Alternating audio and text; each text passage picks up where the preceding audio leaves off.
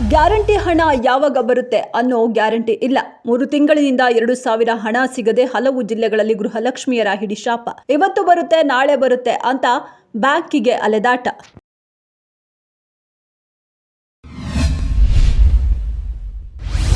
ಇಂದು ಮೋದಿ 3.0 ಸರ್ಕಾರದ ಮೊದಲ ಬಜೆಟ್ ಮಂಡನೆಯಾಗಲಿದೆ. ವಿತ್ತ ಸಚಿವೆ ನಿರ್ಮಲಾ ಸೀತಾರಾಮನ್ ಸತತ 7ನೇ ಬಾರಿ ಬಜೆಟ್ ಮಂಡಿಸುತ್ತಿದ್ದಾರೆ. ಪೆಟ್ರೋಲ್ ಡೀಸೆಲ್ ಬೆಲೆ ಇಳಿಕೆ ಸಾಧ್ಯತೆ.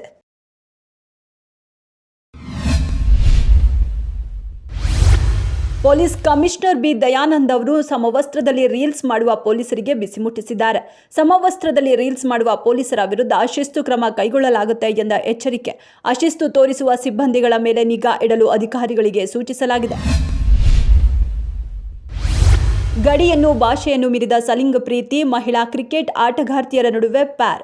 ನಿಶ್ಚಿತಾರ್ಥ ಮಾಡಿಕೊಂಡ್ರು, ಉಂಗುರ ಬದಲಾಯಿಸಿಕೊಂಡ್ರು. ಇಂಗ್ಲೆಂಡ್ ವಿಕೆಟ್ ಕೀಪರ್ ಆಮಿ ಜೋನ್ಸ್ ಮತ್ತು ಆಸ್ಟ್ರೇಲಿಯಾದ ಕ್ರಿಕೆಟ್ ಆಟಗಾರ್ತಿ ಪೈಪಾ ಕ್ಲಿಯರಿ ನಡುವೆ ಹುಟ್ಟಿಕೊಂಡ ಪ್ರೀತಿ ಇದು.